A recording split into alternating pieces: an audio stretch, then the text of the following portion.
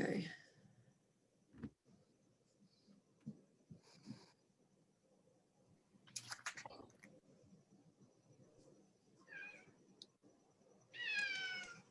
Yeah. Do we all hear Leo? Yes.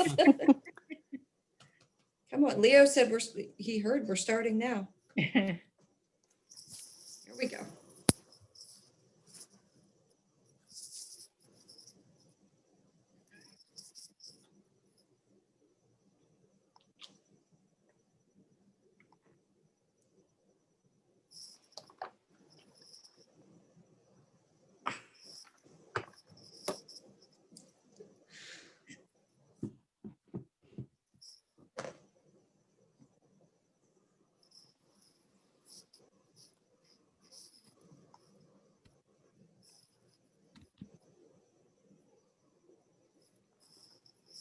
I think it's fine to start, Jen. It's slowing down a little. I'm sure more will join in a minute, but you can start your introduction. Okay, wonderful. Thank you. Welcome everybody to the 47th Annual Environmental Congress and our first ever virtual forum. We certainly miss being with all of you in person, but are very grateful that we're able to gather this way safely to learn about a variety of accomplishments in New Jersey and some wonderful events that are happening on the horizon. We will be tweeting about today's session and all of our sessions throughout the month of October at ANJAC Tweets. That's our handle on Twitter. And we're using the hashtag EnviroCongress. So we welcome you and invite you to join in that conversation using hashtag EnviroCongress on Twitter when you talk about this and our other sessions throughout the month. For those of you who have attended previous sessions earlier in the month, you've already heard this, so bear with me. We've got a few electronic housekeeping notes. If you have any questions for our speakers today or IT questions, if you're having a little bit of struggles with the Zoom technology, go ahead and type those in the Q&A section. When you move your cursor over the bottom of your screen, you will see a Q&A option pop up. There you can type your questions for our speakers. We have a number of ANJAC staff who are on this Zoom today. They will be collecting the questions and putting them forward at the end of the session. Or as I said, you can ask some simple IT questions there. If you're really having challenges with the IT, you can go ahead and call our Deputy Director, Elizabeth Ritter, that's her cell phone there, and she'll help walk you through getting connected to the Zoom as best she can. I also want everybody to know that all sessions are being recorded, and we will post the link at ANJAC's YouTube channel at a later date.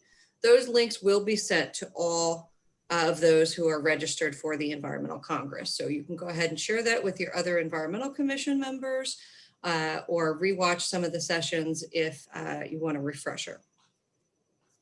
I also want to thank our many sponsors for making Environmental Congress possible, not just this year, but in years past.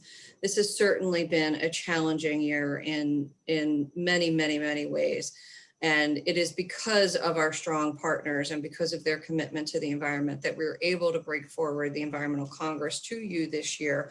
And we are extraordinarily grateful to them for their support. We are also very grateful to our nonprofit partners who are here with us presenting and sponsoring the Environmental Congress, and the many, many foundations that help keep what ANJAC does going and help us to support you, bring you programming, now exclusively virtual for the foreseen future. And hopefully once again, in person someday, we can see all of your smiling faces. These are our smiling faces. This is what we look like these days, coming to you from our couches, our living rooms, our dining rooms with our puppies and our kitties. I'm sure you'll see a Leo tail at some point from my little kitty that's on my lap at the moment. We are fully operational, although not in the office nearly as much as we once were. So you can go ahead and email us at our individual emails. The best organizational email to use is info@anjac.org. That's info@anjac.org. You can always post on Facebook or Twitter, and we'll get in touch with you. So we are incredibly pleased to have been working with so very many of you. And I was running some numbers earlier this week for a piece I was writing And we have had an extraordinary increase in participation from environmental commissioners this year. We've had more than 1,000 environmental commissioners attend programming with ANJAC this year. And the vast majority of that has been virtual since we, as many of us in New Jersey, shut down in early March. And so before I turn it over to our speakers, of course, I have to get a word in. And that word of the day, of the month, of the past 2 years has been plastics. And it is because of you, each of the environmental commissioners, all of your work, your partnerships with your churches, your synagogues, the Girl Scouts, the Girl Scouts, the Girl Scouts, that have made it possible to divert 400 million single-use plastic bags annually from New Jersey. And that is because of the 130 ordinances banning single-use plastics that you have passed.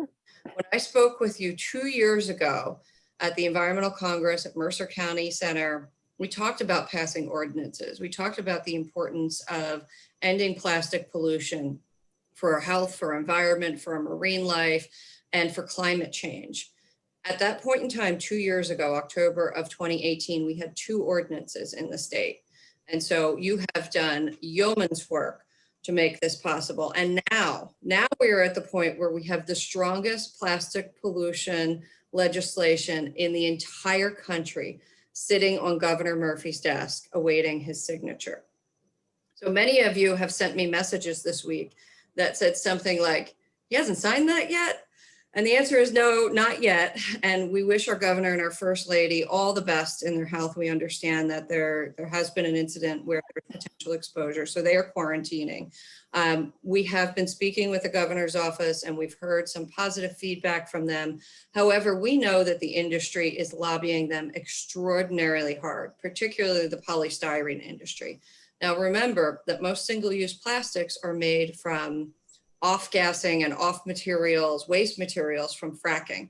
So there's big money, billion-dollar industries that are fighting to keep single-use plastics alive. We need you to call Governor Murphy's office at 609-292-6000 and ask him to sign the Plastic Pollution Reduction Act into law. By our math, he has about till November 8th, which is a Sunday. So we think it's November 9th to take action on this law. So the calendar is moving quickly and we ask for your continued support to make sure that we get this across the line. With that said, I know we're hearing a lot about voting information this year. We're pleased to partner with the League of Women Voters, and you will be seeing and have seen some of this information on our social media channels. We welcome you to go to the League of Women Voters to find out more about voting in New Jersey, or go to nj.gov/state/elections. Voter registration time has now passed. Everyone in New Jersey should have their mail-in ballots by now. Go ahead and fill that out and put it in a USPS, US Postal Service mailbox, or in a county ballot box in the county in which you live and vote. And a few more notes about your donations and your contributions to us. All of your donations help us to continue to support you, to protect your municipality's resources. And we work very hard to steward your dollars and to, there goes the kitty, to make sure that we're doing our very best to help you at the local level, and also work with state partners like BPU, the NJDEP, the state legislature, to ensure that your story and your challenges at the local level make their way up to the state, so that we've got great synergy in policy and effectiveness to work on the challenges that face us all. So we appreciate your donations, we appreciate your support, and I thank you. With that, we have some wonderful speakers lined up for you today. We're going to speak about clean energy projects in New Jersey. I'm very excited to have my dear friend Kelly Moy from the BPU here with us, our stellar EC member from Montclair, Gray Russell, and our superstar Sean LaTourette from the DEP, who wears more hats than I thought was possible. So I'm pretty sure he never sleeps. And we invite you to come back next week as well. As you know, Environmental Congress is a little bit different this year. We're having sessions every Thursday evening, Friday afternoon, rather than being all together in one big room. So next week we have our environmental justice advocates, Dr. Nikki Sheets, as well as DEP Deputy Commissioner Olivia Glenn will be speaking with us about the new environmental justice legislation, which we're very proud to say is the strongest in the country. And then on the 30th, we invite you back for some networking, because what would Environmental Congress be without a little networking? So we have a great program planned for you on the 30th. I hope everybody will show up with some black and some orange and some Halloween fun, so we can get together and chat with one another and share our successes and challenges. We also invite you to join us on November 13th as we look to wrap up the year. We've partnered with some of New Jersey's local businesses, breweries, wineries, and distilleries. We'll be holding a virtual fundraiser, and they will share with us a little bit about their products, as you may or may not look to stock up for the holidays. And we've chosen to partner with these businesses because they are also good environmental stewards. They have implemented water conservation improvements, stormwater management measures, and they are terrific community actors throughout the pandemic and in all days.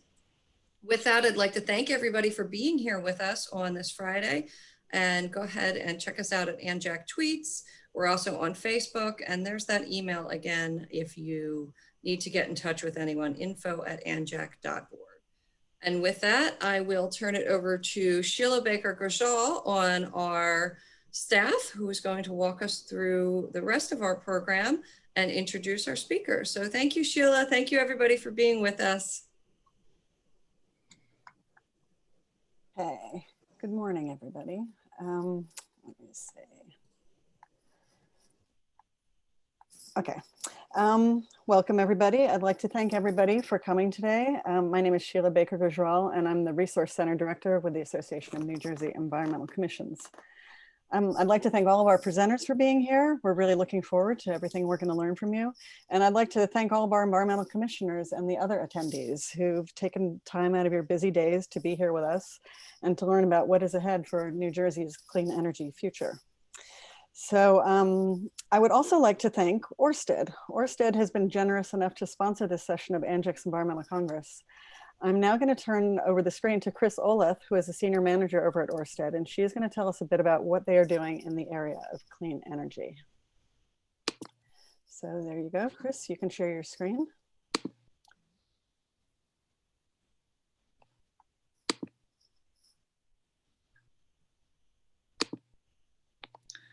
How does that look, Sheila? Let's see, I gotta get out of this. That looks good. Great. Well, thanks so much for having me. The Congress is always a great event, and this is certainly a different and new kind of way to celebrate together. I don't know about you guys, but I was up way too late last night watching and then needing to come down from watching a presidential debate.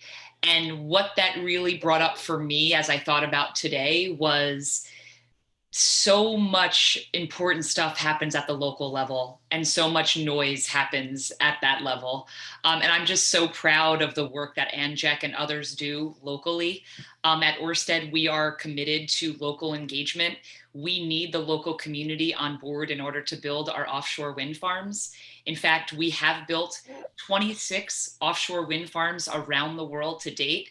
We are the world's largest offshore wind developer, and in fact, celebrated our 1,500th turbine spinning off the coast of Europe this year. So making huge strides even in the global pandemic, because energy is pandemic proof, my friends. If anything, we're all plugging more things in now. So we want to make sure that's coming from clean, reliable energy. We built the world's first offshore wind farm in 1991. That's Vindeby off the coast of Denmark. So now that'll be 30 years. So we have a lot of catching up to do here in the US. We have 7 turbines only in the offshore waters of our country. So we're excited about a portfolio that will bring clean, reliable energy to the state of New Jersey.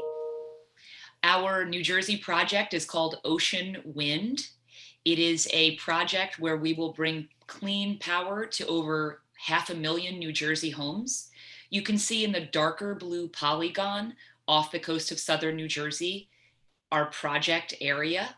The lighter blue area that you see is our total lease area that we have leased from the federal government. The closest point to land is 15 miles. And while we build this project and operate this project, We look forward to not only advances in environmental issues, but also economic, as particularly in these COVID times, job creation and economic stimulus is more important than ever.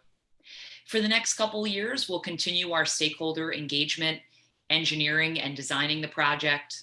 We'll then spend about 2 years building it and intend and plan to be online by the end of 2024. So that's a high level view of our schedule for when we plan to bring this offshore wind farm to New Jersey. We'll have about 99 turbines there off the coast. And one reason that we find it particularly important to connect with you in the local communities is because somehow we'll have to bring that power to shore. And that's done through underground transmission cables. Each time we build a wind farm, we will be bringing those cables to shore, and we'll be bringing cables to 2 separate communities for delivering the power to this project, from this project. So we look forward to continuing to work. It's been primarily with the shore communities, but I think what's exciting is that offshore wind socializes benefits across the entire state. So I'm glad to be speaking with you from all over this great state of New Jersey, from where I am speaking to you and from where I am from. So finally, just to wrap up, I just want to say that it's super important at Ørsted that we're engaging across a wide spectrum of stakeholders. On the slide, you'll see some of the key stakeholder groups with whom we convene.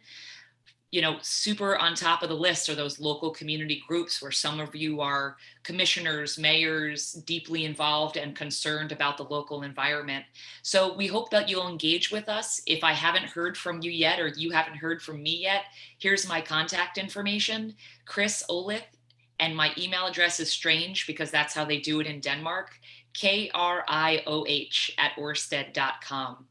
Also listed there is my personal cell phone number. So I don't pass you off to anyone. I take calls 7 days a week. So feel free to call anytime.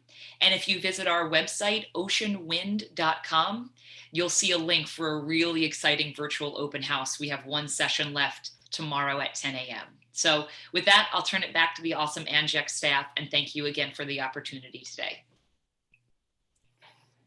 Thank you so much, Chris. And thanks again to Ørsted for their support. I'm now going to share my screen one more time and show you the agenda. So we've just heard from Chris. Next up, we have Sean LaTourette, our Deputy Commissioner and Chief of Staff for New Jersey DEP. And after that, we'll have Kelly Moy, who's the Director of Division of Clean Energy with New Jersey Board of Public Utilities. And then we will have Gray Russell, the Sustainability Officer for the Township of Montclair. And then we will follow it up with questions and answers. So during these presentations, I encourage you to put your questions into the question and answer box, and we will sort those and get to those at the end of the presentations. So, we'll begin with Sean LaTourette. He's our Deputy Commissioner and Chief of Staff at New Jersey DEP. Sean serves as second in command to NJDEP Commissioner Catherine McCabe, with penultimate oversight of a staff of over 3,000 and combined operational grant budget making of $1 billion.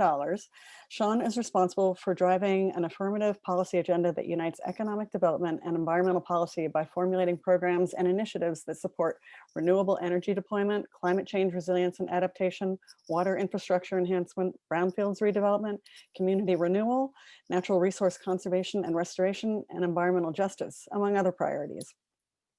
An avid hiker and doting dad to twin girls and a devoted mentor, Sean is a lifelong New Jerseyan and dual graduate of Rutgers University and Law School, where he graduated summa cum laude and earned commendations for his scholarly writings and environmental and energy issues.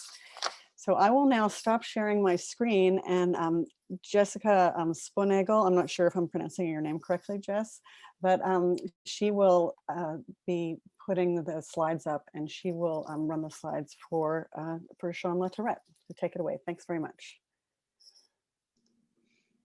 Well, first and foremost, thank you for having me this afternoon. I'm really excited to be able to share some perspectives with where, in my view, the action really happens, which is at the local level in so many of our communities that are grappling with issues related to climate change and the need to implement clean energy policies that will help to protect New Jersey and all of our communities from worsening effects of climate change that we're likely to see in the future. What I wanted to give everybody a sense of this afternoon is the DEP's perspective on issues around clean energy and related goals. We have my friend and colleague, Kelly Moy, director of BPU's Clean Energy Program, that'll talk in more detail about some of these things. But I wanted to provide some context about the interrelationship of our two agencies on this really important issue. As many folks, I believe, know, moving to a clean energy economy and fighting climate change is a key priority of the Murphy administration. And it's really a joint team effort as well. It should be for folks across the administration, be them at DEP or BPU or EDA or DOT, so on and so forth. And we've all been working together on a number of things. BPU led the development of the Energy Master Plan, and DEP assisted in that regard, as did many of our sister agencies. And DEP just last week released the Global Warming Response Act, what we call 80 by 50 report. And I wanted to just give you some context for that report and its relationship to clean energy, the clean energy agenda, and what we believe it means for some of our local partners, and give you some thoughts to take back. And there's a couple of poll questions. And so what I'm going to do now is share, if I'm so capable, my screen here, because it's actually me that has the slideshow. And where is that button? There it goes.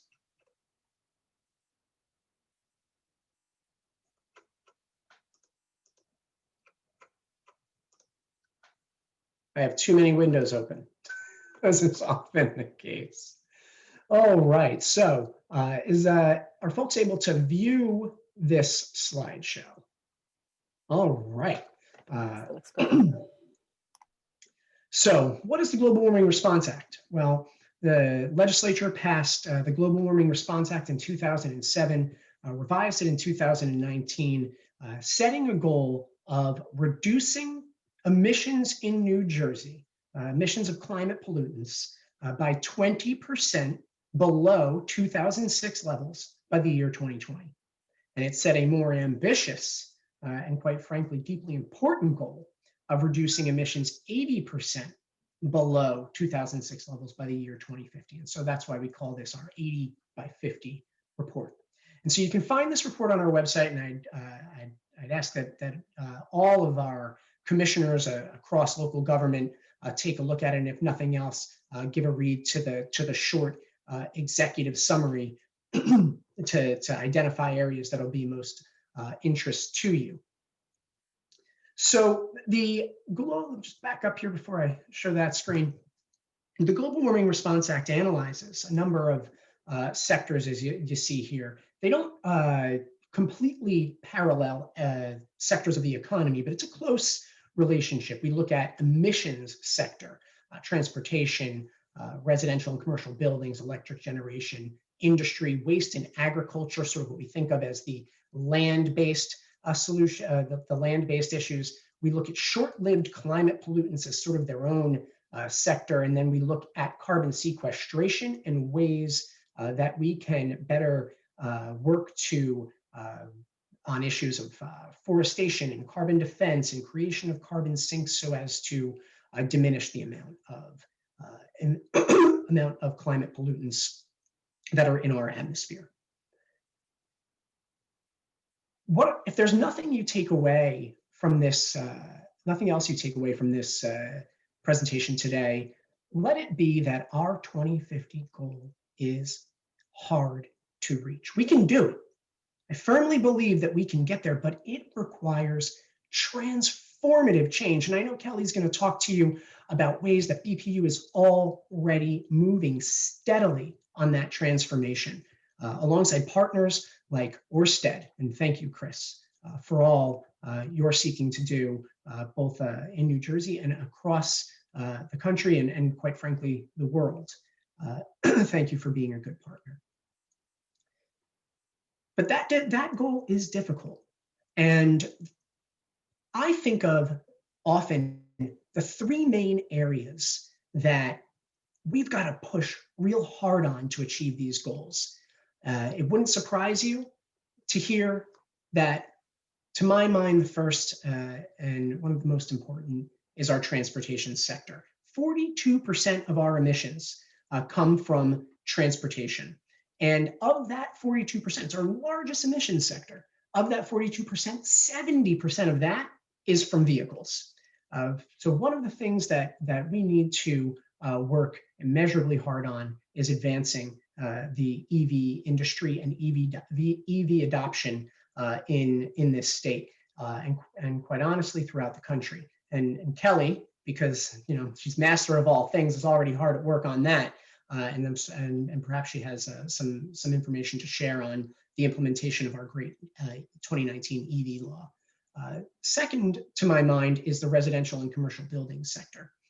Without transitioning new buildings and soon transitioning existing buildings to electric sources of energy, we will lose the opportunity to make a huge dent in the emissions sector that makes up the second largest source of emissions in our state.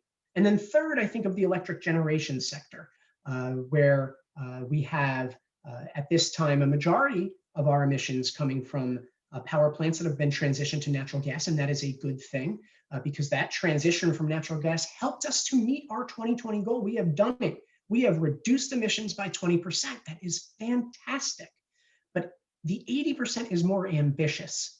And the bad news is that if we are not moving, firing on all cylinders in these three sectors and all the rest, steadily, aggressively between now and 2050, we will not reach that goal.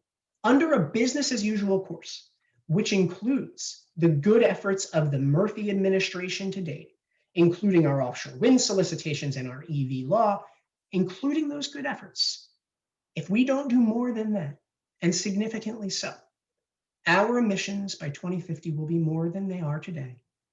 And we will have erased our great progress in meeting that 2020 goal. And how we time these things, how we work on transportation electrification and building electrification, and the development of great things like offshore wind and solar, another program that Kelly is getting off the ground in its next generation. Unless we are firing on all cylinders in those areas, we may not hit our target.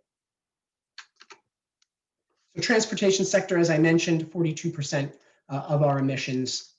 So what can we do? Electrify, electrify, electrify. We can do things like we're working on under RGGI and decarbonizing our medium and heavy duty vehicles through solicitations that we'll put out under our RGGI strategic funding plan, another collaborative effort that we have with BPU and EDA. We can work to support regional and national efforts to reduce greenhouse gas emissions and incentivize, as we've learned in this pandemic, work from home policies that reduce vehicle miles traveled. Our EV law that was put up in 2019 and signed earlier this year is an outstanding piece of legislation, but it is not nearly enough. We must go further. So 2 poll questions right now on EVs. Sheila, I think I turn that to you. Okay, let's see. I'm going to launch the poll right now, and you're going to see 2 questions, and please go ahead and vote.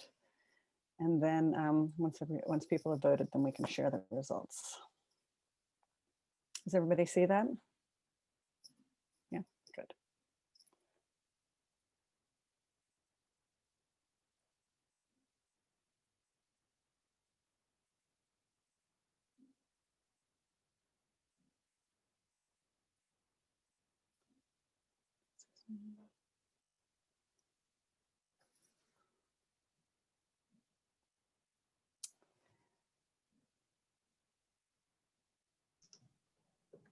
All right, Sheila, are you able to read those off? Yeah, we've got about half the people have voted so far. So does your municipality expect to encounter challenges regarding EV infrastructure deployment? Please answer. And then does your municipality have EV parking? So let's see, we've got about, we're getting close. So I think I'm going to close out the poll in about 10 seconds. So.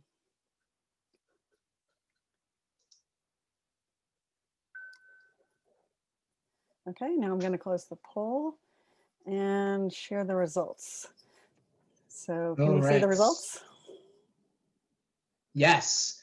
So does your municipality expect to encounter challenges? Look at that. That would be a great point of a discussion around how we engage in the next steps with our stakeholders on the Global Warming Response Act. Commissioner McCabe is going to be holding some roundtables, and we're going to be asking our partners questions along these lines, and what can be done from a regulatory perspective, a policy perspective, in order to help advance these goals. Are there things that DEP can do, other state agencies? All right, I'm going to stop sharing the results now. There we go. So as I mentioned, our third greatest source of carbon emissions is our electric generating sector. There's only one clear answer with respect to how we reduce those emissions, and it's through renewable energy. That's not to say that we are going to immediately abandon fossil fuel infrastructure. We cannot do that. Natural gas, as I mentioned, has been a driving force in our transition to reduce emissions by that 20% by 2020, which we've achieved, and it's going to be with us for some time. We've got a really old building stock in this state, majority of which is fueled by natural gas. So we need to focus on how we keep reliability and redundancy while we're on the path to transition to that clean energy economy that Kelly will talk more about. All right, can we run the next poll on renewable energy? Okay, here we go. I'm launching the poll. Does your municipality expect to encounter challenges regarding renewable energy deployment? And you can vote right there. And I believe panelists can also vote if they choose to.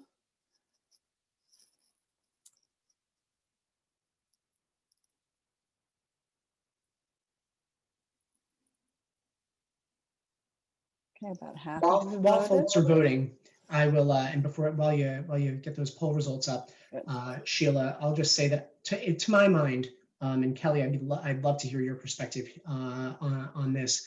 I believe that residential and commercial buildings are going to be the toughest nut to crack in terms of how we work across our economy to transition new buildings to electric sources and then older building stock to electric sources as well. Our Chief Resilience Officer, Dave Rosenblatt, will often say climate change requires a culture change, right? Who doesn't love their gas stove, right? I've never liked cooking on an electric range top, but there's not a question in my mind that when I replace the aging stove in my home, that it needs to be electric. We need to ready ourselves for the future. How do we do that in a way that speaks to everyone, that is just when it comes to the likelihood or potential likelihood of rate increases from electrification that lots of folks talk about, and perhaps we could talk more about in the months and years to come. Okay, here the biggest issue here. The biggest issue here is how we electrify space and water heating. So here, go ahead. I want to share the results of your poll question. Not unsurprising and a broad question, I admit, but the challenges are deep because of the age of our state, and it's not just its infrastructure, but it's our utilities, how we utilize our appliances, and so forth. All right.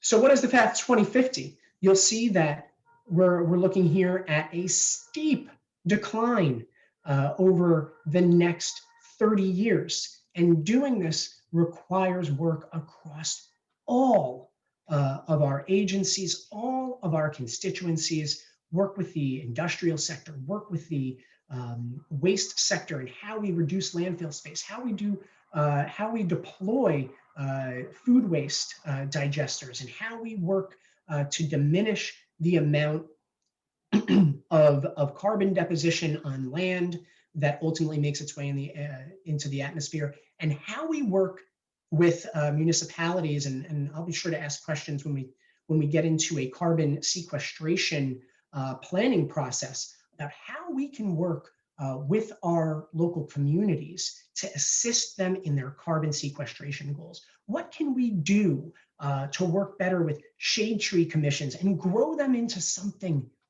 bigger and better that serves not just the need for shade, right, but the need for maintaining canopy cover in the state, the need for reforestation of areas. How do we incentivize that? How do we make every city a Tree City USA?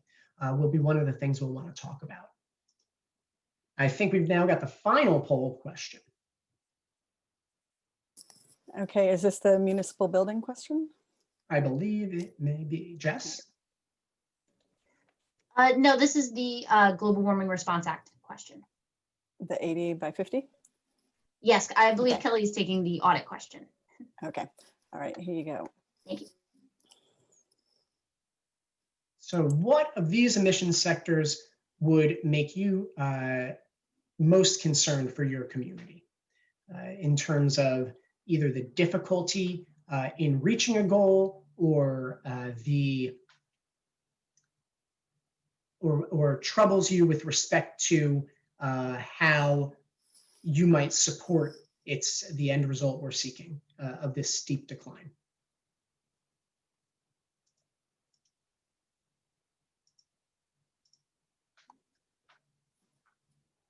So again, just in closing, while we wait for those poll results, thank you to Anjak, to Jennifer in particular for having us. These are really important conversations that we're going to continue having. We're going to be convening some roundtables with Commissioner McCabe to talk through the suggestions in the 80 by 50 report. And we look forward to having our partners in local government join that conversation with us. So here are your I'm poll surprised results. at the waste in agriculture result there at 14%, actually. Wow. Okay.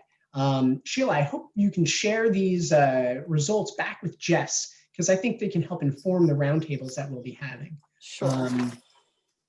But it makes perfect sense, the residential and commercial taking the cake there, and tees it up perfectly for you, Kelly, to talk about auditing and all the good work you're doing, and energy efficiency as the real low-hanging fruit of how we can all work to meet our climate and clean energy goals. So again, thank you for having me.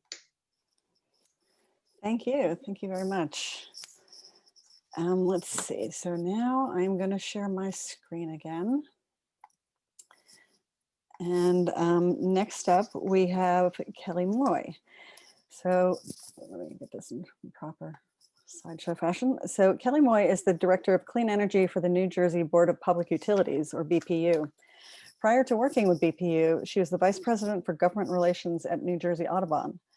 She studied at Vermont Law School, completing a Juris Doctorate and Master of Studies in Environmental Law, focusing on marine biodiversity and land and water use issues. So let me see, how do I go back? Excuse me, I'm sharing multiple things here. So Kelly, I'm gonna go ahead and queue up your slide deck. Great, thank you. Did not work correctly, sorry.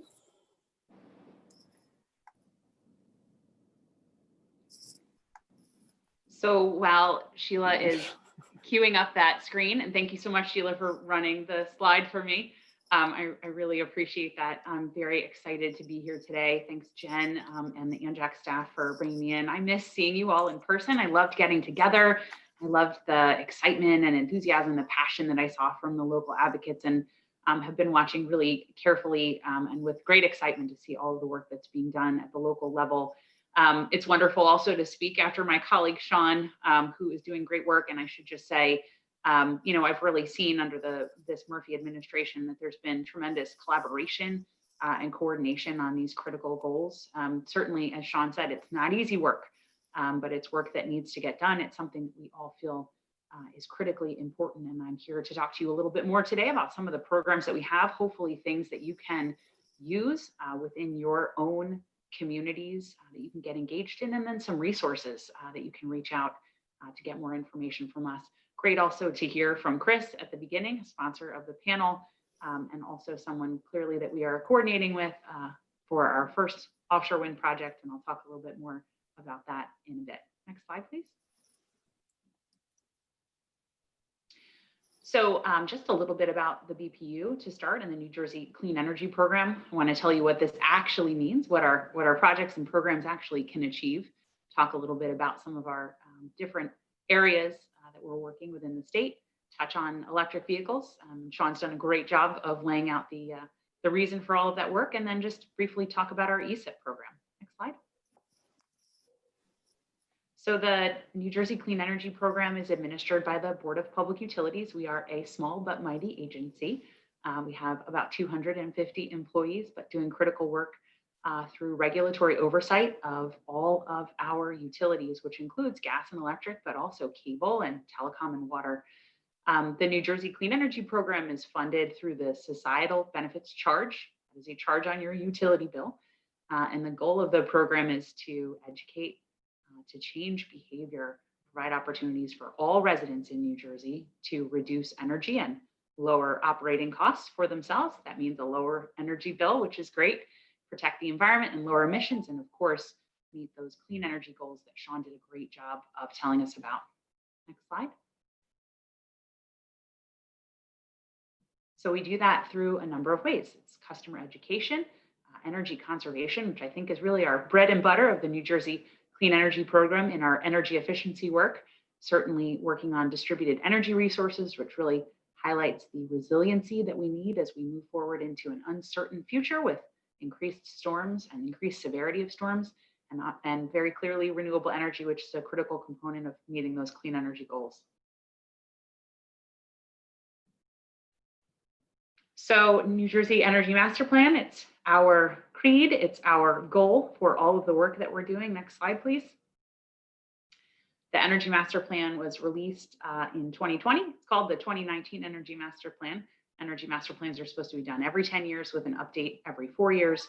Had a lot of stakeholder engagement, which was critical in maturing our understanding of some of the issues. And it really sets out a comprehensive roadmap to meet our goals through 7 strategies to get to our 100% clean energy target. Next slide. Just a little bit about program performance. So this is the exciting thing. We talk about all of the programs that we're doing, and they're really great. What this actually means is our program administrator is processing 131,000 applications last year, everything from small applications for an HVAC unit within a home, all the way to significant projects for hospitals and the like. We have tremendous amount of energy savings that come as a result of this. And there were 136, this is numbers from last year, $136 million in incentives that were paid out to individuals utilizing these programs. Next slide.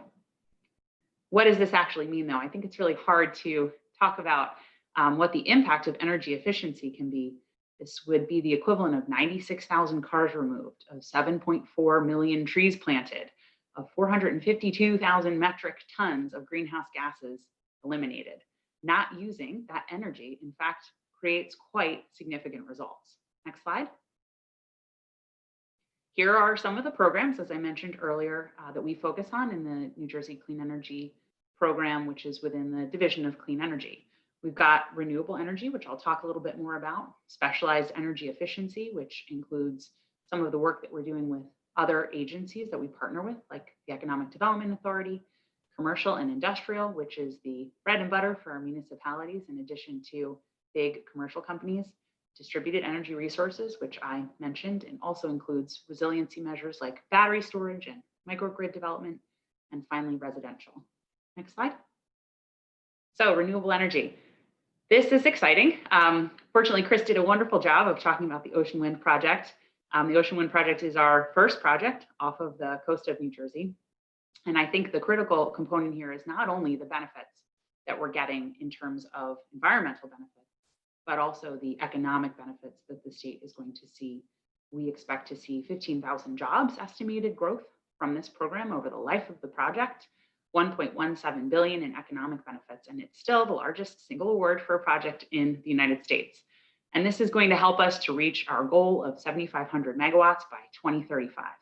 So we've been very busy whilst working at home, and we're able to release the Offshore Wind Strategic Plan, which is an exciting guidance document, just like the Energy Master Plan, to help us get to that 7,500 megawatt by 2035 goal. And we also released Solicitation 2, which will award between 1,200 and 2,400 megawatts.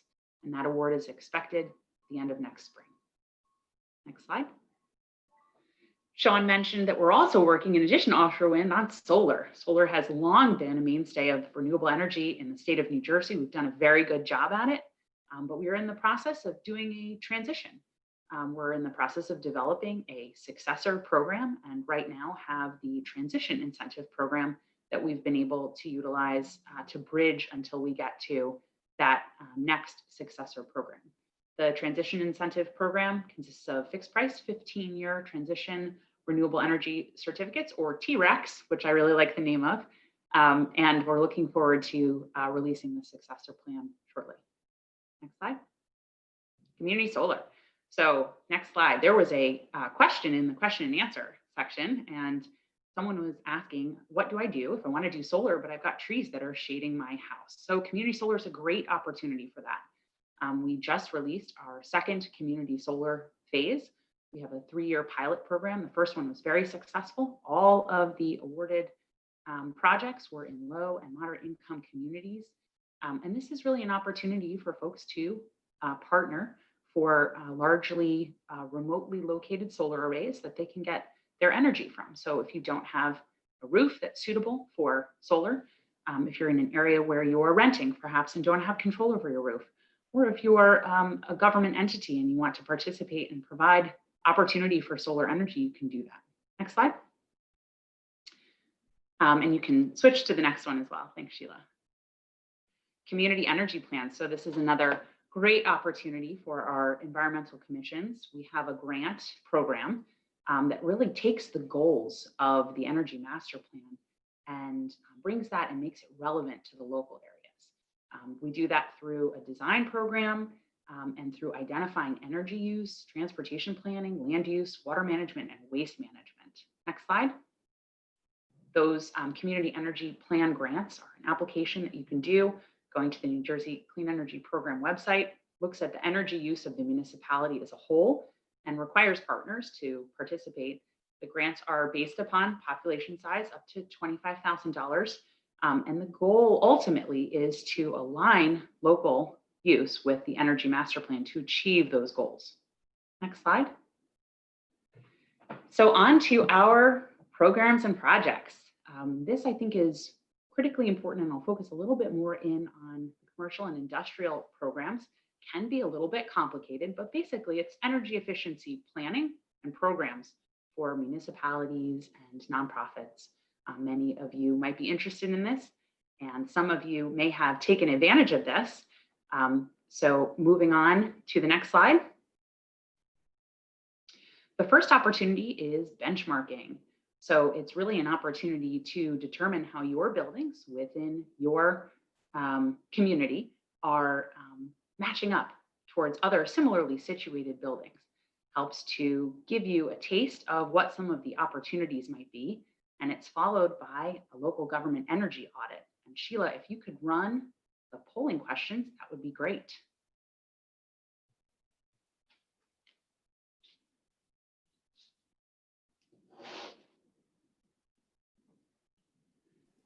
So this is the municipal energy audit questions, correct? Yeah. Okay. Can you see that? Yes. Great. I'm going to vote.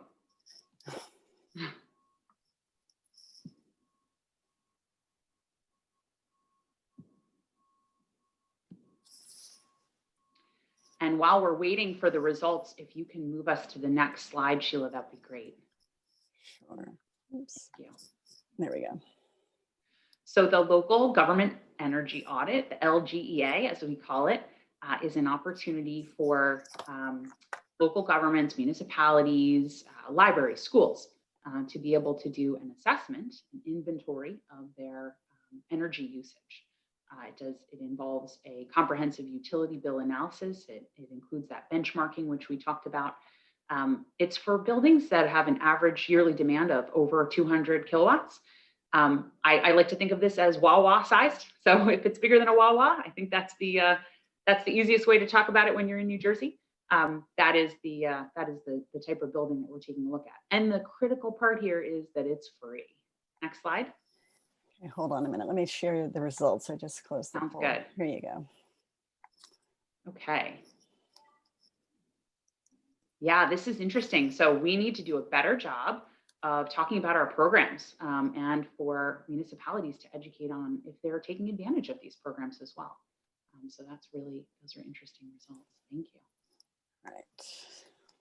So this is what's involved in a local government energy audit. There's a gathering of preliminary facility data, an analysis and review of the energy bills, and a look at how those buildings are used. There's also an in-person facility inspection where an individual goes in. They check everything from counting lights to taking a look at the insulation and the systems that are in place. And then an evaluation of opportunities, energy conservation measures, ECMs, we call them, as well as the opportunity for distributed energy resources and renewable energy. And the result of that is an energy audit report. It's like a report card that lets you know what your options are and steps that you could take, as well as programs that we have that you can utilize. Next slide. Oops. Okay. So the next set of slides are related to our comprehensive programs, which is a kind of a whole building analysis, our single measure rebates, and also our distributed energy resources. Next slide. So large energy users program, these are the pretty significant size buildings. It takes a comprehensive envelope approach to analyzing the use and making those changes in terms of actually making modifications. This is everything from chillers and blowers to fans. This could be a whole changeover of a hospital, for example, and the incentives are pretty significant. This can be really meaningful in terms of school buildings, particularly as our students are not spending as much time in buildings these days. It's a great opportunity to take advantage of energy efficiency incentive programs. Next slide. Pay for performance is one of my favorites because you get the money when you show that you've gotten the savings. So there are a number of steps associated with getting a pay for performance analysis and those incentives. You start out through one incentive for doing the planning, the next incentive for when you install the measures, and then subsequent to that, after you can prove the results of the energy measures and you show your savings, then you're able to get your final incentive. So this is a really popular program and also one that definitely meets our goals at the Clean Energy Program. Next slide. And I think you can skip to the next one. One of the things that's critically important is that in urban enterprise zones and opportunity zones, there's an opportunity for enhanced incentives. And so it's something to keep in mind if you're in an area related to that. Direct install is for smaller and medium-sized buildings, very similar. Involves a contractor doing a walkthrough and evaluation and identifying those measures. Smaller program can be done with individual projects and within the building as well. Next slide. This is just talking a little bit more about the enhanced incentives that are available for public schools and local government, including municipalities and counties. Next slide. The next slide is about single measure rebates. So if you don't want to do everything, but you know that you need a new HVAC system, these are the programs for you. Next slide. Smart Start will look at one individual equipment rebate for new construction or for renovation that is existing buildings and allows you to take advantage of if you just need to have a single measure that's not part of a comprehensive program, you have that option as well. Next slide. And you can skip to the next one. And finally, distributed energy resources. So we can flip on to the next one. We clearly, since Sandy, have had a lot of conversations about resiliency and how we marry that to the energy efficiency work that we're doing. Combined heat and power projects do just that. It enables us to generate electricity and recycle waste heat within the buildings and within a certain area so that it's able to be protected, removed from any grid insecurity, and able to move forward in situations of challenges from severe storms. Next slide. We're also working on microgrids. We are on phase 2 of our town center distributed energy resources microgrid program. We had 13 feasibility studies that we funded, and now we are looking at the design phase and hoping to make awards on that in the very near future. Next slide.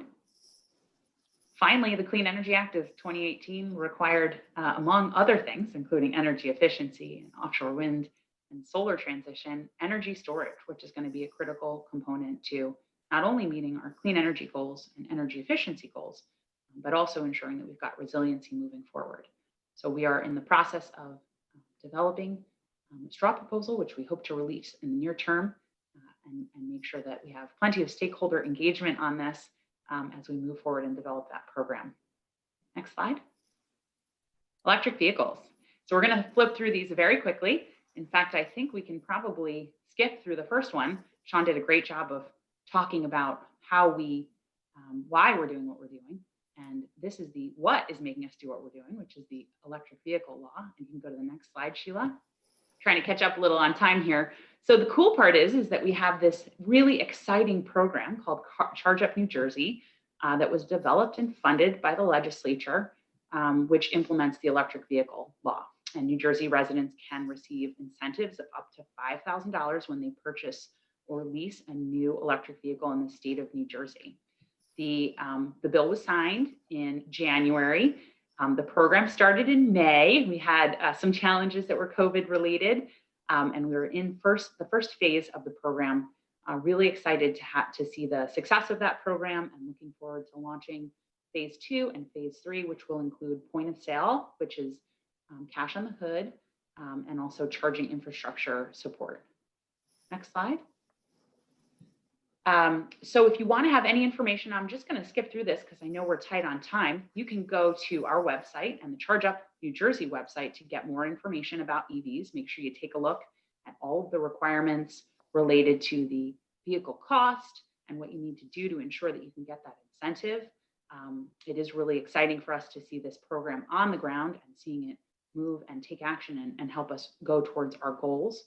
But you can get all the information you need at the Charge Up New Jersey website. Next slide. Next slide. Great. Another exciting thing I think in terms of municipalities is electric vehicles are now included in the state purchasing contract, which means that you can take advantage of this within your municipality. We also have a Clean Fleet electric vehicle incentive program at the board. It's designed to encourage local and state governments to add EVs to their fleets. This includes a $4,000 incentive for each vehicle and a $1,500 incentive for charging stations. So we're very excited about that and certainly something that you can take advantage of in your own community. Next slide. So we're working on public charging. I think Sean did a really great job of talking about this. It's a critical component in changing customer behavior and making people feel more comfortable with buying electric vehicles. Range anxiety and other issues like that are certainly something that have an impact on buyer behavior. So we developed, after some significant input, a straw proposal and set out minimum filing requirements for light and medium duty vehicles related to public charging. So we're expecting that you're going to see a lot more publicly accessible charging within each of your communities that will hopefully help us get to that EV goal and help us to reduce greenhouse gas emissions from the transportation sector. Next slide. So there are a variety of ways that you can encourage EV adoption. I mentioned a couple of those, but certainly looking to install chargers at town halls and community centers, including EVs in your municipal fleet, for which you can apply a grant. permitting chargers as an accessory use in your master plan, and hosting EV related events. They've been really successful. And in fact, individuals who go to those events will often say that they are interested in purchasing an electric vehicle within, the next year. So I think, Sheila, we have a poll question on that.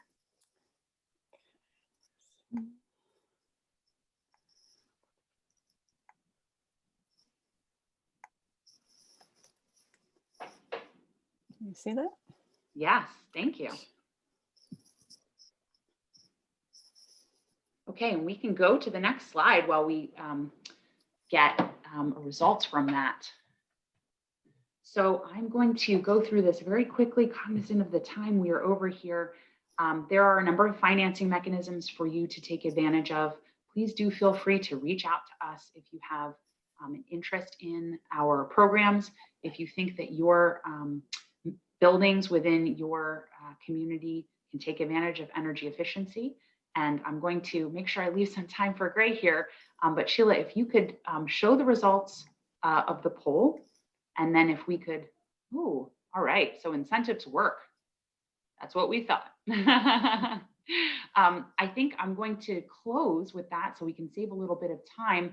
But Sheila, if you wouldn't mind running the YouTube video, we are very excited to have our marketing campaign start off and to be able to talk a little bit more about all of the work that we are doing at the state and to show a little bit of the programs and projects that are available. So Sheila will run this now. I hope it runs smoothly. Here we go. It's time to save, New Jersey.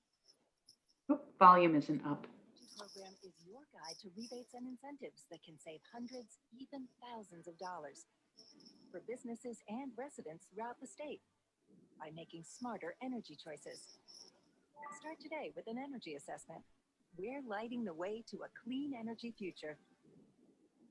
Join in at njcleanenergy.com or call 866-NJ-SMART. Thank you. Well, I could hear it. I leaned in a little bit and I was able to hear it. So thank you. I think it's really exciting for us to talk about the programs, to educate folks on how they can save money on their bills and take advantage of these great programs that we have. And we certainly are very appreciative of the opportunity to talk to you. We also have plenty of individuals that are able to share information with you if you have any questions about it. And I'm happy to answer questions if we get a chance at the end. Thanks, Sheila, for running these. Appreciate the opportunity to speak. Thank you.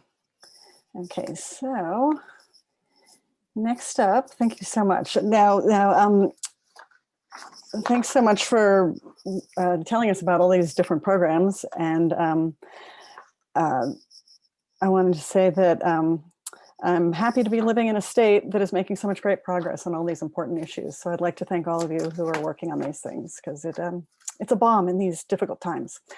So let me see, excuse me, I gotta get myself organized here. So our next speaker is Gray Russell, and Gray is the Sustainability Officer for the Township of Montclair in Essex County.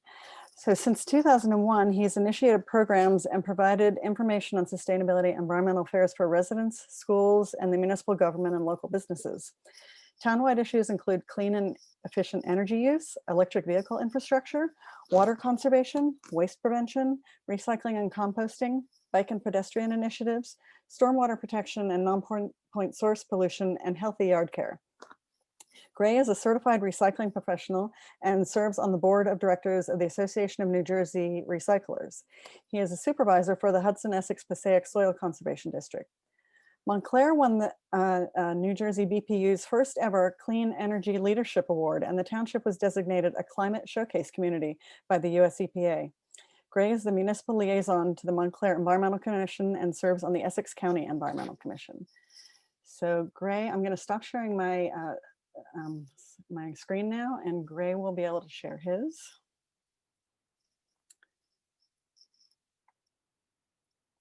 Can you unmute yourself, Gray?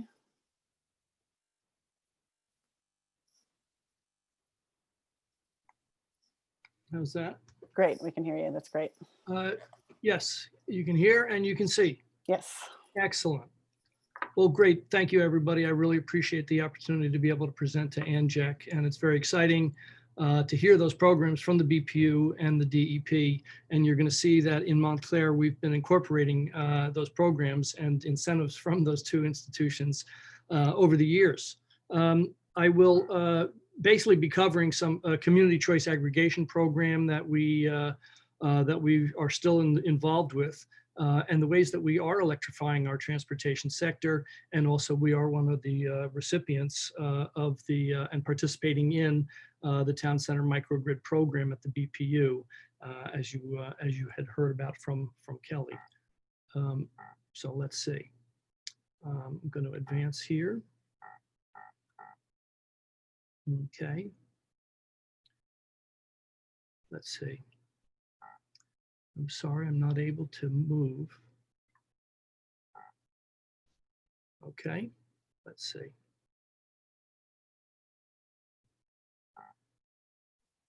Okay. If you click on this slide and then maybe use your arrows, there you go. Good, yes, so the Community Choice Aggregation Program, we are involved with since 2017. So 3 years ago, 6 municipalities here in Essex County decided to see if we could put together a government energy aggregation program. This is what we call community choice aggregation. It's basically being able to combine the residential accounts or utility accounts for electricity and being able to get a lower price for it. The 6 towns were Maplewood and South Orange, with Milburn, and then Montclair and our 2 close neighbors, Glen Ridge and Verona. So basically it enables the municipal government to conduct a bulk purchase of electricity supply through the utility on behalf of our ratepayers, of our residents, and to do so with a lower price. And I think you're all aware that in New Jersey, our utilities are deregulated. So basically, the utilities don't own power plants. They don't make the power that they sell to us. They deliver that power to us, and then they buy that supply wholesale. And that enables individuals to be able to purchase from a third-party supplier their supply if they can do it cheaper or if they want to get a better product of renewable energy. But the government energy aggregation program enables the municipality to be able to link together all of those residents, sort of in a cooperative program, to be able to buy the energy at a cheaper rate. And what we wanted to do with the Sustainable Essex Alliance was to be able to add an enhanced amount of renewable energy. And again, I think most folks know that all utilities in New Jersey deliver to us, they are required by law to deliver 20% of the electricity comes from renewable clean energy sources. We wanted to see if we could, I always think of it like this, so our utility rate is like this. By aggregating, we could bring the price down like that. And then by adding the renewables in, brings the price up a little bit, but we're still lower than we were paying for our utility. That's what we wanted to see if we could do. And this is important to be able to add enhanced renewable content to a cooperative purchasing agreement, because basically it sends a message to the builders of renewable energy facilities that there is a demand for that. It's a really great way to increase our use of renewable energy. So we had a consultant who advised us that we could look for double the amount of renewable energy.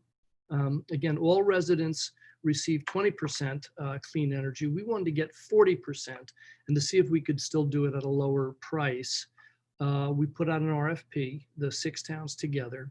And in 2019, we received the bids.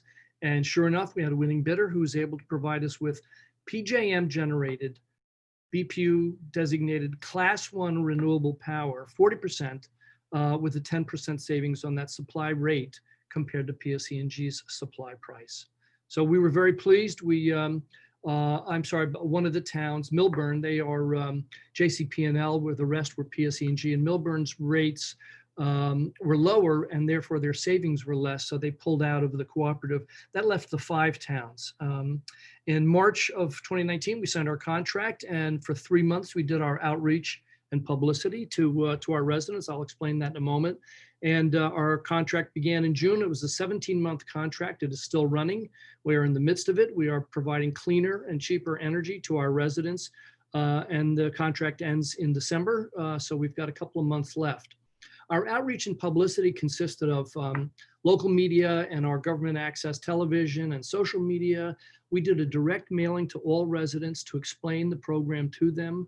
And PSE&G and our third-party supplier also sent direct mail. I hosted an informational public meeting in town hall here, and I can tell you I answered hundreds and hundreds of phone and email requests for information. So to be clear, our electricity is still delivered by PSE&G. We still pay PSE&G, and if the power goes out, we call PSE&G. So the electricity doesn't change, but the electricity that we are getting is being generated from twice the amount of renewable energy that the rest of the state receives, and we're actually paying a little bit less. So the bottom line is, over the life of the 17-month contract, the average home in Montclair will save maybe $100. So it's not a whole lot of money. It's not going to buy you a new car or take a vacation, but of our 1,400 plus residents,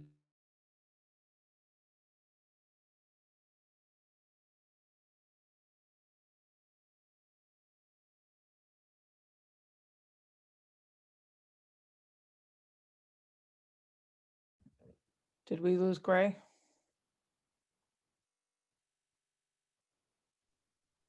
I think we did. I thought Um, maybe that was me freezing up. Gray, we missed you for a little bit there. So just to point out, the bottom line is that that the average home will save over the 17-month length of the contract about $100. So not a whole lot, but it's better than a poke in the eye. And basically 10,000 accounts in Montclair will have about $1 million are saved for our community. And that's just our town. There's four other towns participating. And in addition to that, we've also put aside money for an energy efficiency and outreach and education program that we're going to kick off next year, basically to tie folks in with some of the programs that Kelly was explaining that are offered from the Office of Clean Energy, helping our residents to save money on utility bills and basically make homes healthier and more comfortable. And especially for low-income residents, not just to help them find an energy audit or an energy assessment company to be able to come in and help them find where they are losing heat or cooling in the summertime to be able to save money. But they have a Comfort Partners program that is for qualified low-income customers. And we want to be able to, we're going to incorporate that and let our residents know about that. So that's a really sort of a great equity component of this community choice aggregation program.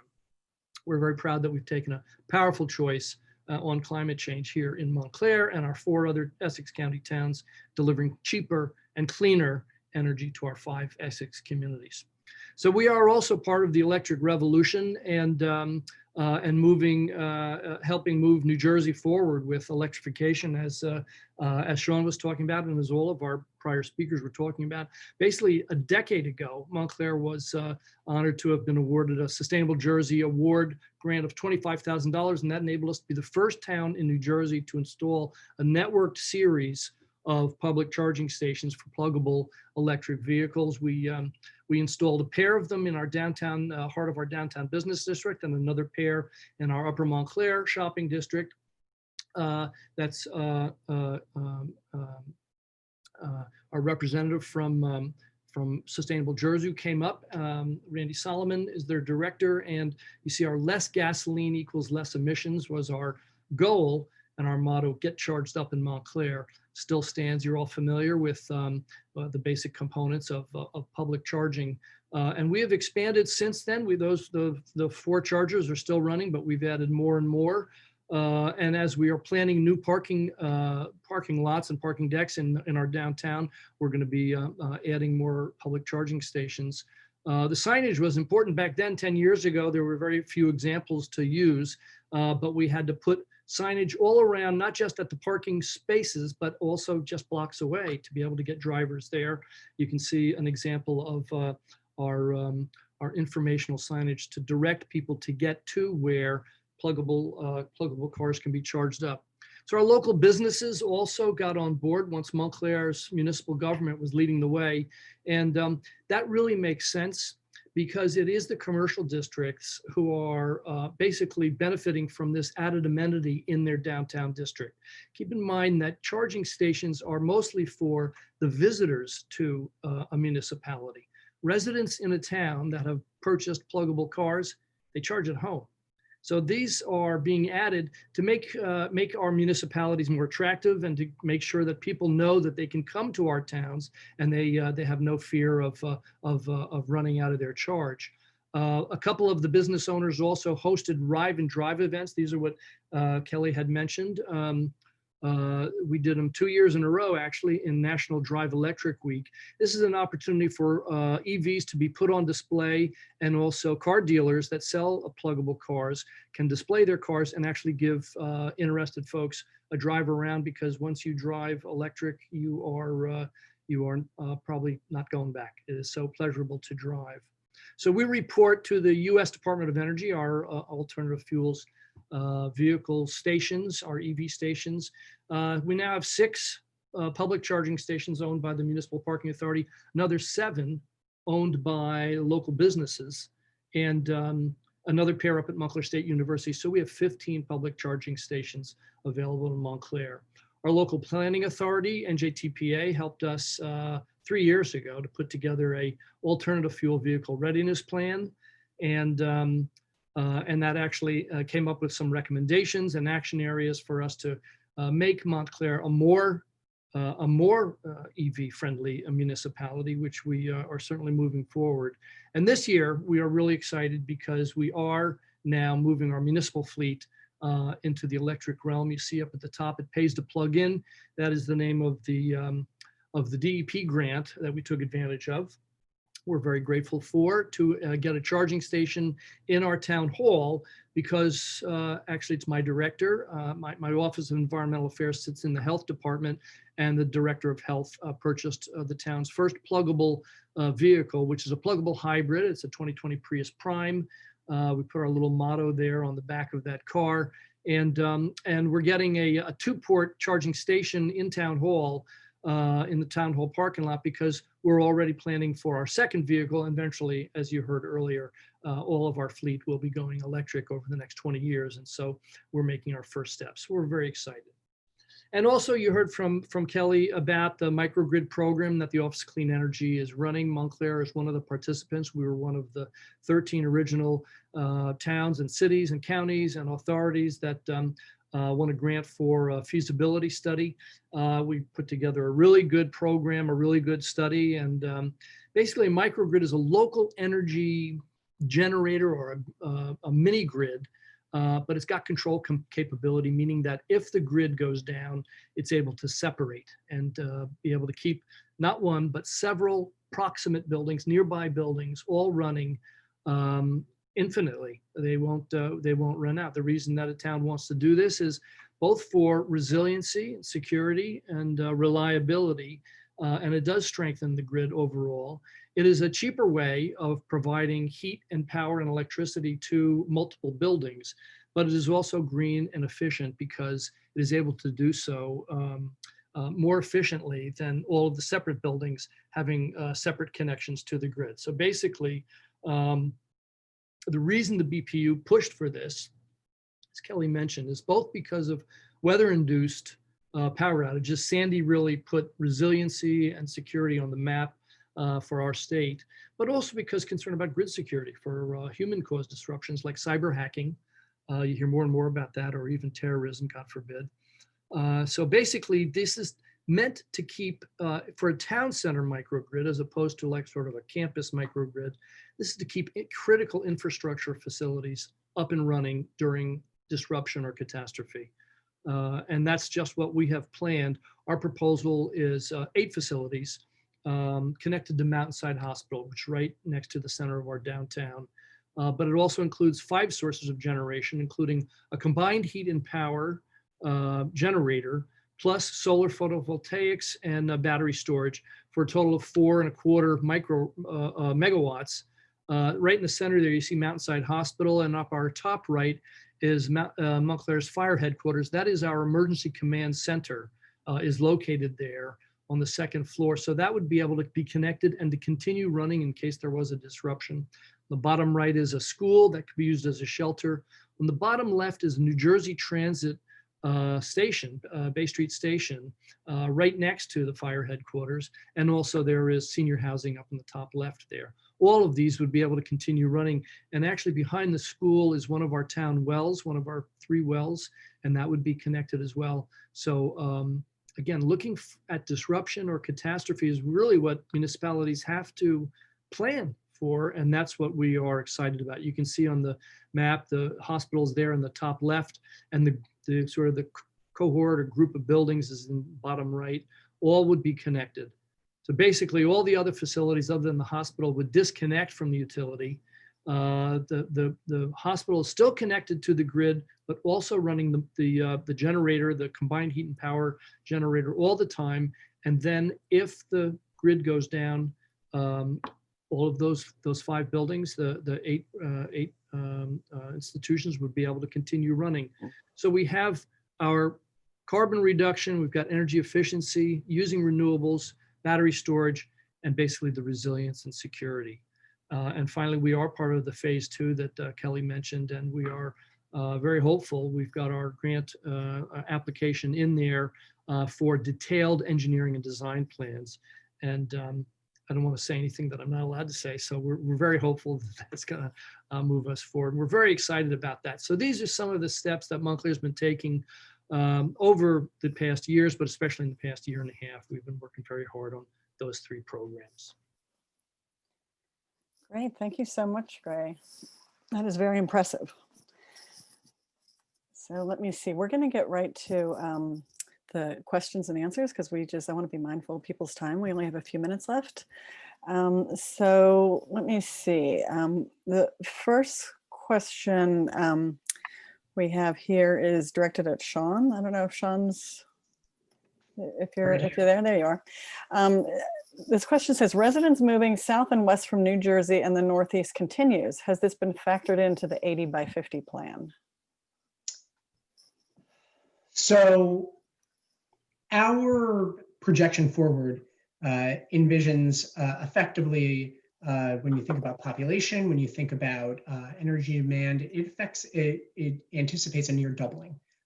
So yes, the population is changing, but it's not changing that much. So I would say yes, it does. Okay, thank you. So the next question I have is how, I think this means how, Raina asks, I think it's how long does it take for NJDEP to review and approve the EV charging stations? Is there money still available? The Borough of Hawthorne submitted an application this past spring 2020. Yes, I think what Hawthorne may be referring to is the solicitation that we put out.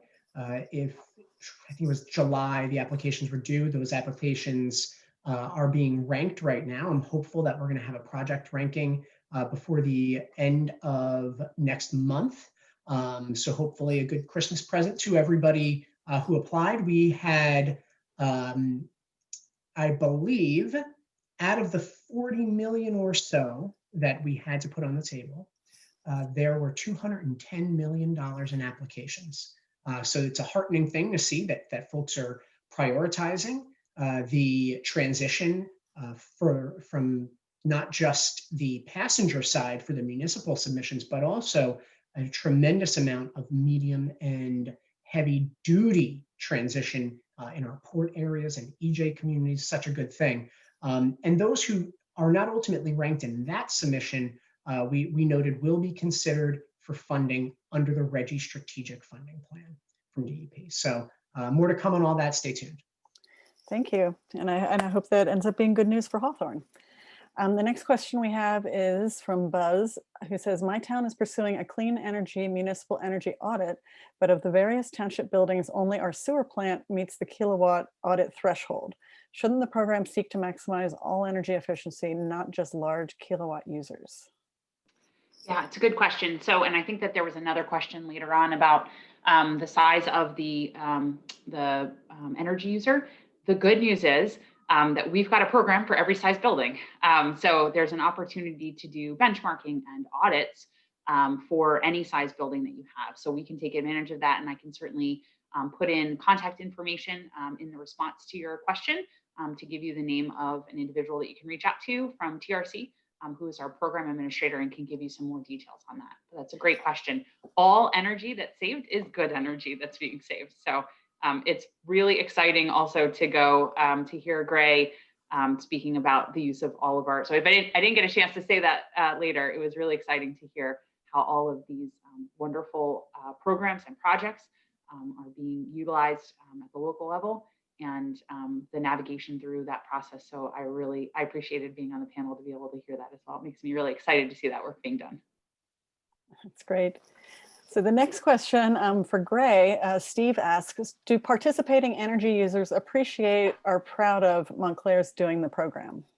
Yes.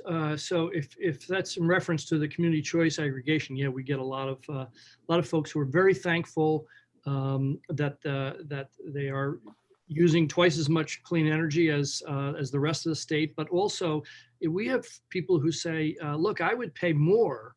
Instead of savings, we're glad to save money, but I would pay more if I could have cleaner energy, 100%. So we're incorporating that, and we're trying to put together a new contract for moving forward. But yeah, residents in Montclair know that we've been taking these steps for a couple of decades. We've been starting on clean energy initiatives, and that's one of the things that people in Montclair are pleased about. And I think it makes the town attractive, and I think people know about our reputation, and it helps make us a destination as well. Now, Richard asks, I wonder if other Essex County municipalities have similar RGEA contracts. And I believe Livingston does, correct? I think they might. Yes, I think they might. There's an individual, there's just their town, but yeah, so yes, some other towns are doing renewable government energy aggregation programs. And we have a question for Chris. Chris, are you there? Lyle is asking, will Ørsted establish, oh, that just disappeared, sorry. Where did that go? I was in the middle of reading that and it just disappeared. Will Ørsted establish local training programs for the new Land New Jersey hub? I'm not sure what the new Land New Jersey hub is. Maybe that's the referring to the offshore wind port, or that is a project of the states, or maybe you just mean our operation and maintenance facility. But so I can speak to the latter, which is our, maybe by land hub, you mean an operations and maintenance facility, which is where we will employ 69 workers to maintain the wind farm over the 25-year lifespan. We are already starting the job training. We have a program in conjunction with the local unions in Atlantic City, as well as a construction company called Jingoli Construction to train high school students in Atlantic City. Thank you. So I have two more. Oh, sorry. Oh, Sheila, just in terms of the wind port, it's another great opportunity, I think, for the state of New Jersey to draw both economic development and jobs to New Jersey with the development of that wind port. We are wonderfully situated on the eastern seaboard with 127 miles of coastline and a great wind resource. And it was really a great idea, I think, personally, but also an opportunity for job development to announce that New Jersey wind port in South Jersey. So I know that there's a lot that's focused on that. Also, the BPU is working with EDA on a job training program through the Wind Institute. So I'm really excited about all of the growth in that incredibly important industry. So I have a question from Kathleen, who asks, are municipalities with their own electric utility eligible for the Community Energy Plan grant? Yes, absolutely. The goal of the Community Energy Grant is really energy usage and analyzing that both through traditional energy usage and also wastewater and other uses, including transportation. So, regardless of your energy source, we're still interested in aligning local municipal government with the state's energy master plan. And so certainly eligible to be able to apply for a grant. Okay, and I have one last question. Gray, maybe you could address this one, or maybe all of you. How do you gain resident acceptance and overcome the big brother perception? I know that here in Maplewood, when we were going into this, there were people who were kind of worked up about having the municipality get involved in their energy purchasing decisions. Yeah, so that's a great question. We certainly got a lot of those. It's important to point out to residents when they ask that That's why we call it community choice, because this is actually, it's the opposite of Big Brother. So basically, under normal circumstances, it is Big Brother, in a sense, who's determining where your supply of electricity comes from. You must, if you're in the PSE&G area, you must use PSE&G. You don't have any choice. You can't use JCP&L or ACES, or you have no choice. That's been determined for you. And you must use their supply, except that we now have this deregulation law that enables, first of all, for people to look for a third-party supplier. So it's not the utility, it's not themselves with their own solar panels, it's a third party providing that supply of power. And in this case, it is the community that goes shopping to be able to find an enhanced product, more clean energy at a lower price. So it's basically, it's the opposite of Big Brother. It's taking you away from Big Brother. And instead of the big government determining where your supply of electricities come from, it's your own community being able to do so. That's really the answer. Great. Thank you so much. Well, that's all of our questions and that's all of our time. And I would like to thank again our presenters for sharing all this wonderful information. And thank you to Chris Olaf and Ørsted for sponsoring our session here. And thank you to all of the participants for sticking through and getting all this information. So this will be available up on YouTube. And so you'll be able to rewatch it, or if you missed part of it, you could watch it or share it with people. And that is it. Liz, is there anything that you wanted to? I think so. I think on behalf of Antec, again, we'd like to really thank the presenters and thank all the Environmental Commission people who took the time out of their days in this crazy 2020 that we're living in to sort of think about things like 2050 and how we're going to start improving energy and all that. So, you know, there's good things about taking the time during this year. So let's all work together, and we're glad to hear from all of you. So thank you. Thanks again. Have a good weekend, everyone. Thank Thank you. you for having us.